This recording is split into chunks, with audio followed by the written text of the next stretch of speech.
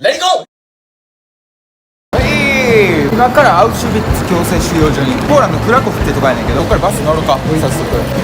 1時間に2つか3つぐらい、15分ごとですね。1時間4本かな。4本が。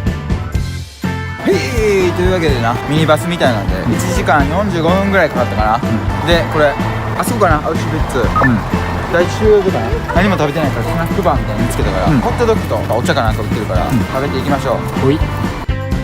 アウシュビッツの第一収容所ってところに来て、ここほんまに生きてきた中ではもう絶対1回は見てみたいなと思ってたスポットで、小学校中学校とかの時にアンネ・フランクの日記とか、あとは「ライフズ・ビューティフル」っていう映画とか、ドイツのヒトラー率いるナチスが第二次世界大戦中にユダヤ人を約150万人ほど大量虐殺したって言われてる場所で、ホロコーストっていう政策で、それが今もここにそのまま残ってる、改築したところもあるやろうけど、そういう風なところで、ここで俺がこう来たことによって何を感じるんかなとか、やっぱり知っておかないとあかん地球の歴史やと思うし、ここが入り口やねんな。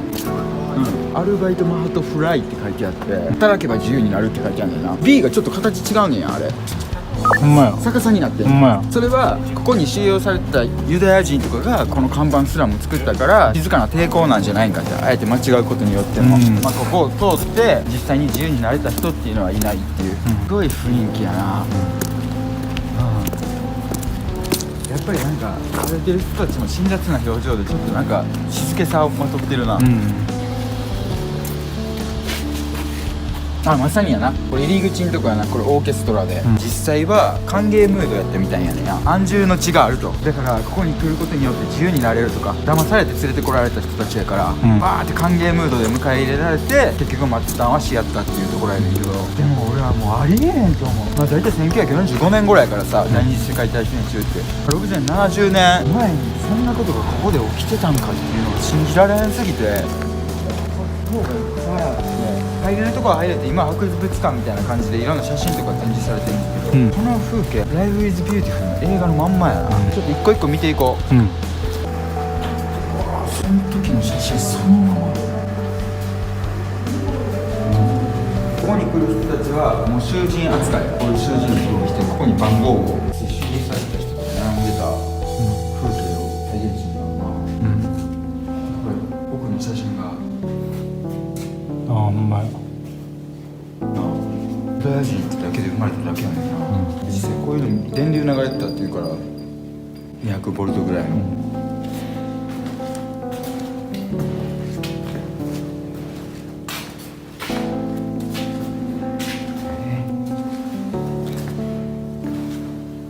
鳥肌がもう止まれへんわ。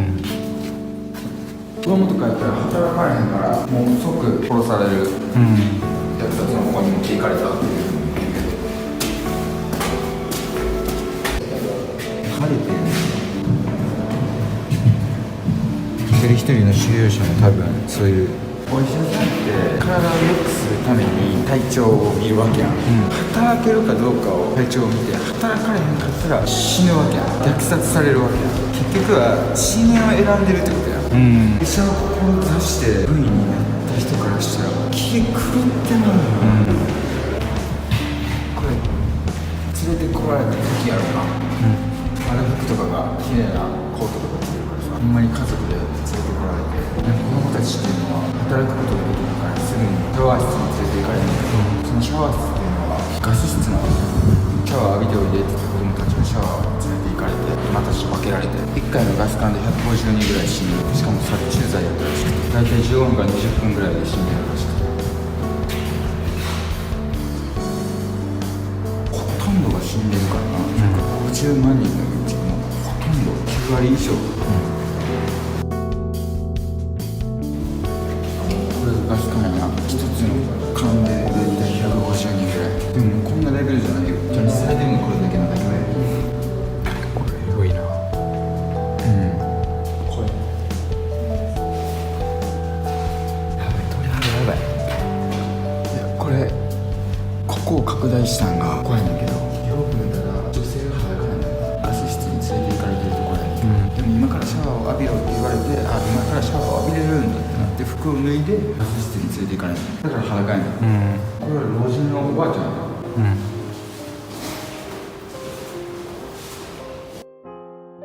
くなった収容者たち、収容された人たちの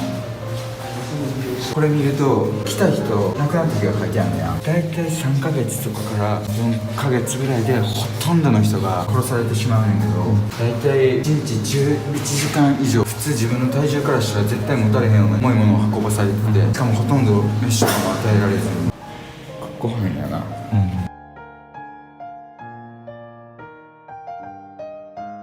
これ女性やんな。そうですね、こっち女性ですね。やな。この人とかやったら1ヶ月よ。さっき写真とかにもあったけど、みんなロングコートとか着てこっちに来てたやん。まあ冬やったみたいで、劣悪な環境で寝かされたりとかしてたから、それで亡くなった人たちもいるし、投資して、写真とか見ててもそうやけど、みんなガリッガリなってる。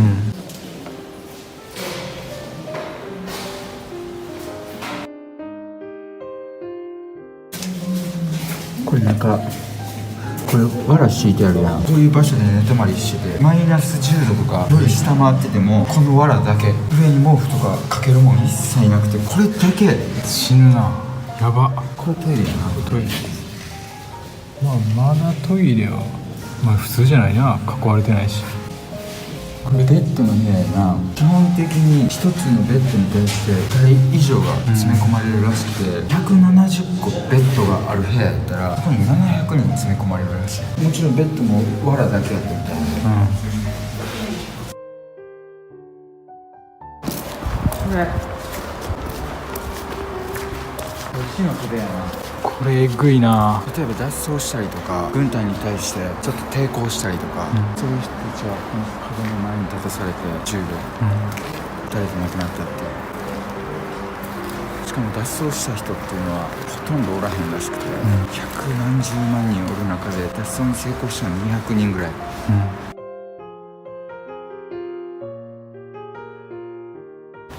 多分見た人やな。多分そうですね。流れてたそういうところに監視役とかがおったりとか、これは無理やわ。刑務所っすね。ここから逃げたりしたらそいつの家族とかも言ったらここにおるわけ、もし一人が逃げたらもう連帯責任でその家族とかも全員殺される。だから逃げることもできない。自分一人が逃げたら他の人たちが犠牲になったりするから、これ写真でこうバーって列をなして歩いてたとこやな。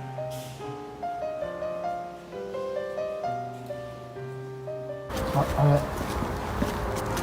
アウシュビッツ強制収容所の所長がいて、ヘスっていう所長やねんけど、首吊りで処刑させられた場所かな。近くにヘスが住んでた家がほんまにこの近くにあって、奥さんと娘さんと計5人家族で普通に暮らしてて、言って所長やからほんまに殺す指揮官、虐殺する指揮官が普通に家族と一緒にこの近くに住んでて、最終的にここで処刑されてんけど、これってすごいことな。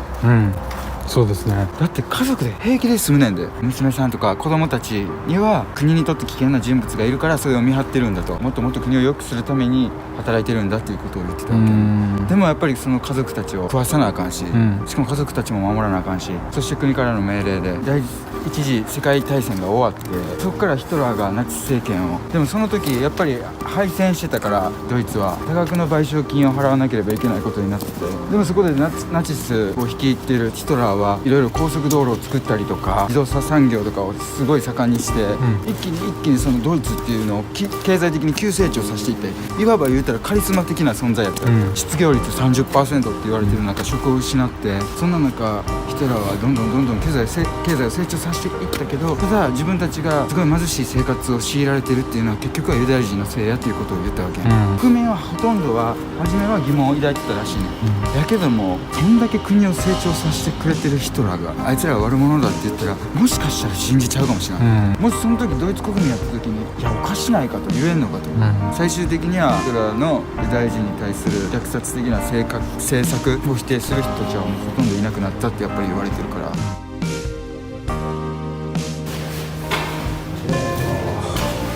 これがっつり実際のものなのかな。これ大切ですよな。これシャワーを開けるって言われて、実際そのシャワーが出るダミーがだったらしい。でも実際現場から出てきたのは毒ガス殺虫剤、死体の焼却炉、こ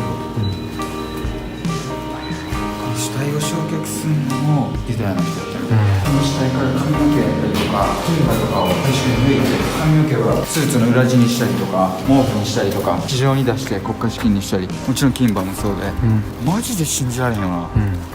俺らが普段生きてるっていうこと自体がもう奇跡なんやなっていう、日本とか帰ったらすごい平和やん、しかも平凡で、これも一つの歴史の中での1ページやん、それを特別な1ページとして捉えるのか、それとも俺らが日常的にあるものと隣り合わせやと思って深く考えるのかっていうのはそれぞれの人たちの自由やとは思うねんけど、ネットで調べてた時に唯一の日本人ガイドの人がいて、その人はここの強制収容所に入ってた生存者の人から言われたことがあったらしくて、それが涙を流すよりも考えてほしいと、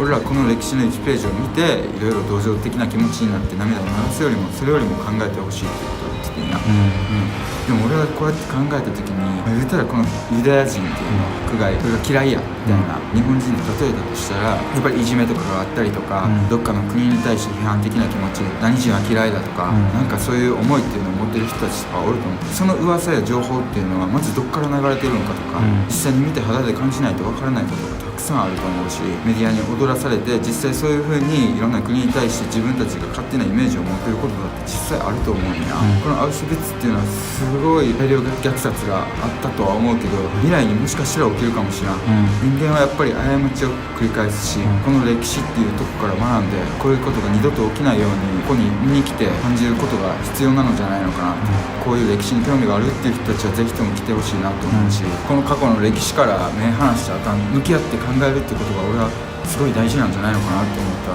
俺らが未来を作っていく上で権利を主張することっていうのが大事なのかもしれんねんけど、それよりももっともっと人を許すっていうことを大事にしていかないと、そうやって未来を作っていかなあかんのじゃないのかなっていうのをすごく感じた。アウシュビッツ強制収容所を知ってみたいとかどう感じるのかっていうことを興味がある人たちは来てください。